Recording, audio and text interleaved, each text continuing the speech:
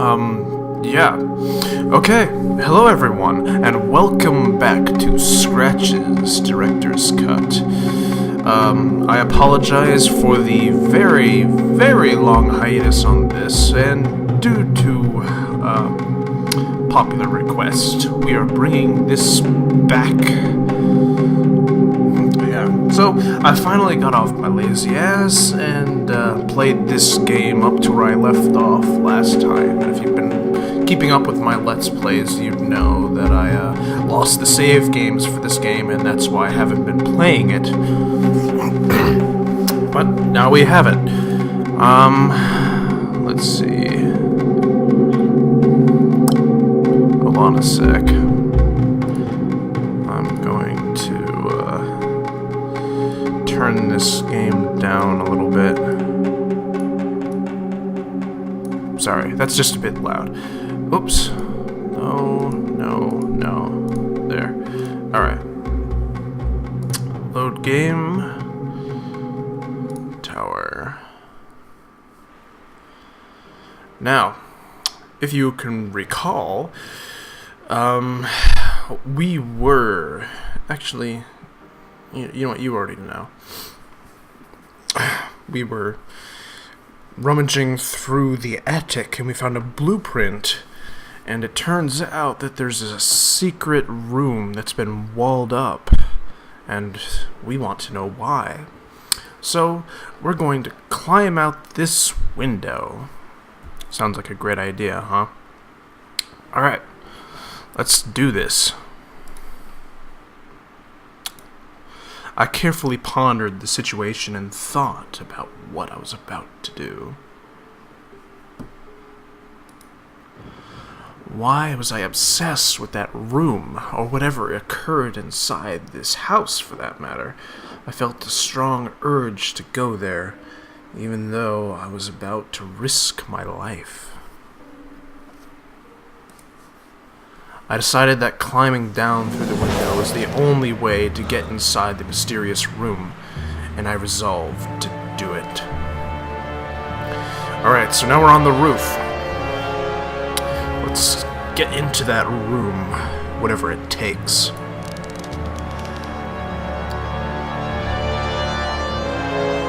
can see it over here. There it is.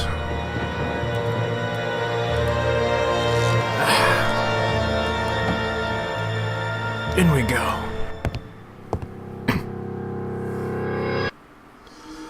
With the last of my strength, I managed to get inside the mystery room, and mysterious it was, indeed.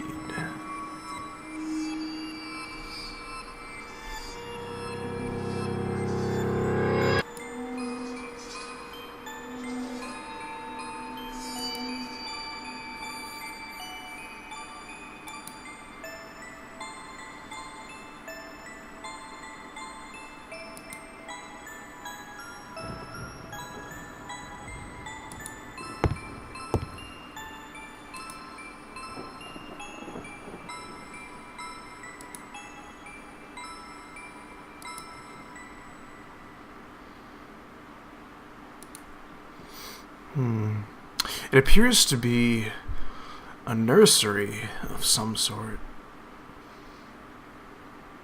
So we got the wall-off door here. It seems as if someone took extreme measures to forget about the existence of this room for some reason. Mr. Blackwood?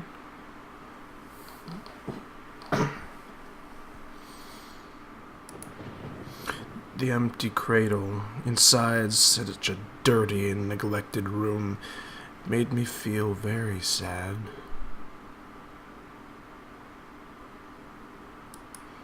The creepy wooden horse seemed to be smiling at me.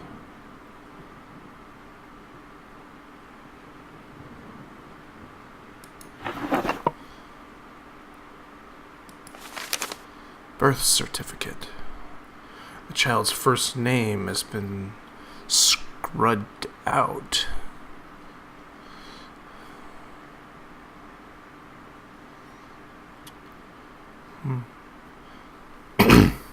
So, apparently, somebody had a child. I wondered if this member of the family was still around town and would perhaps be able to shed some light on the past history of the house. I had to find some way of getting in touch with him.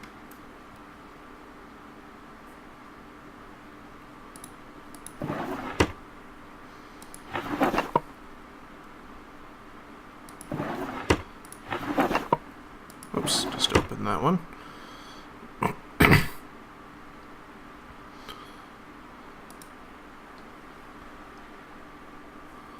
There's a dog there. Lots of pictures of dogs in this room.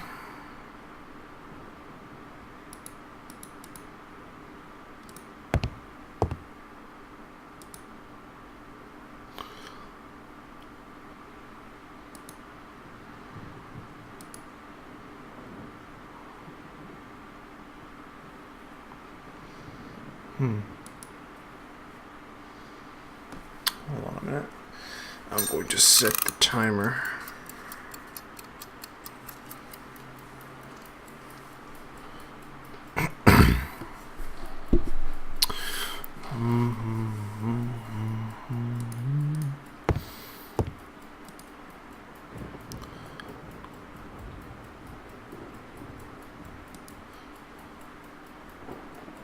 What is this?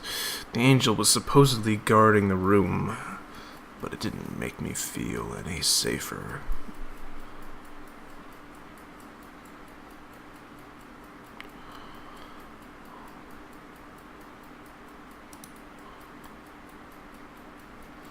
I think we've seen all there is to see in this room. However, I want to check something. Let's look up the date. 7th day of August, 1961.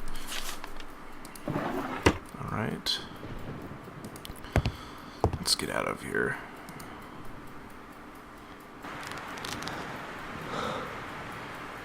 Let's climb back up the rope.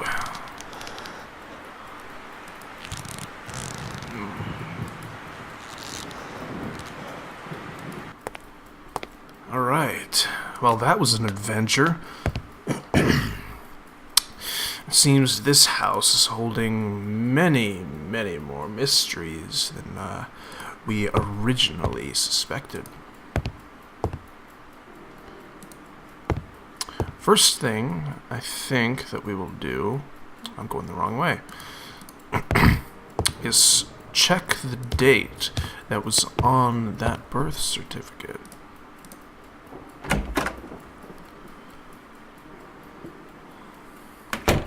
It's lucky that whoever lived here saved all these newspapers.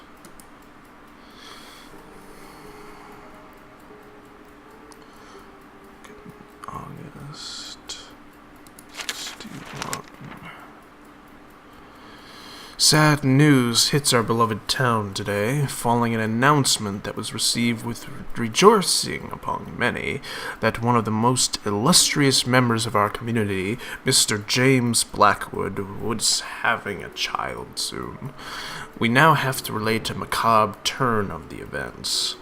The son that was being lovingly awaited by the Blackwood family died shortly after delivery due to a strange ailment. Understandably, the information disclosed about this happening was succinct. It appears that Mrs. Catherine Blackwood was already suffering from pains in her stomach, probably an indication that there was something not healthy about her pregnancy. Dr. Christopher Milton, who attended the birth, assured us that he had made every possible effort to ensure a safe delivery.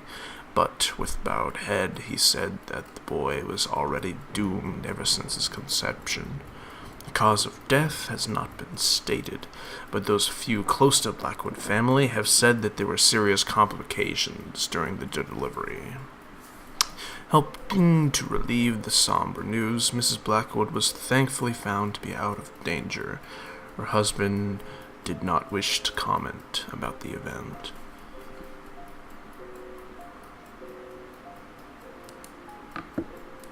Well then, My huge disappointment quickly gave way to an empty, void feeling. Something wasn't right here. I began wondering if James Blackwood was somehow involved with the death of his son.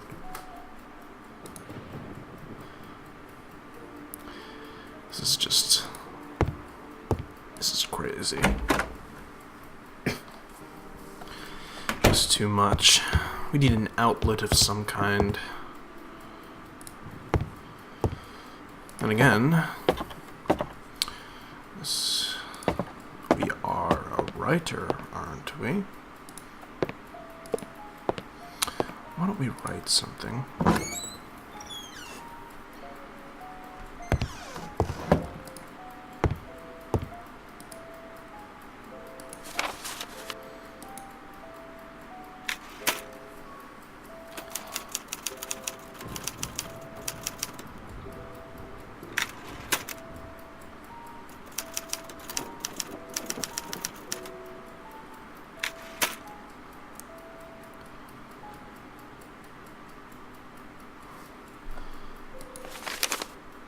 Suddenly she stopped and stood there, paralyzed, hesitant to give any credit to what her eyes were seeing, and completely unaware of the potentially dangerous situation.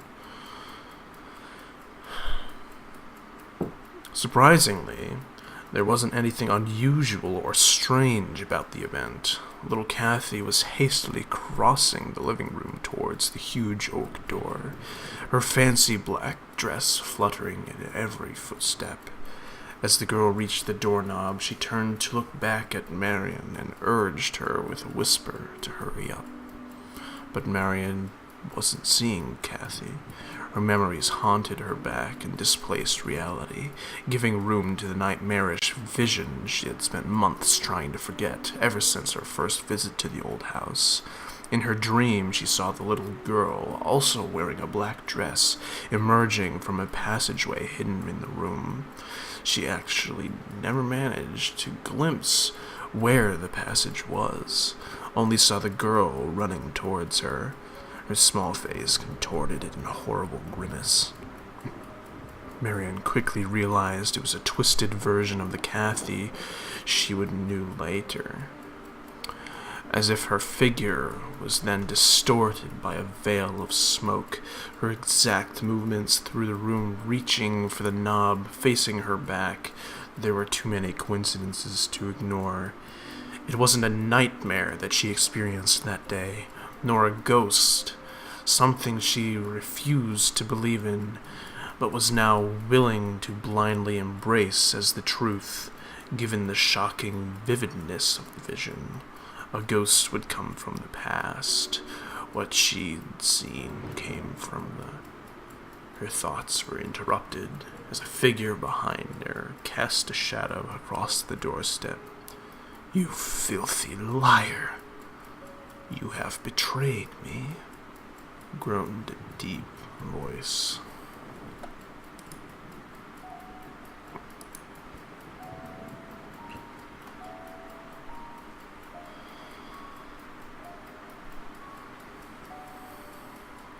This game just gets weirder.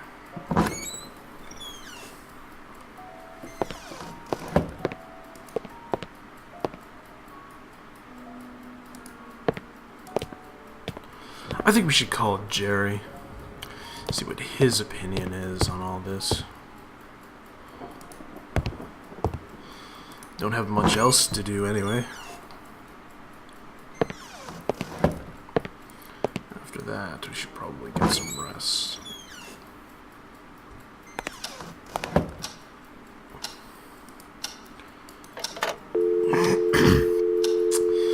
Let's speak with Jerry.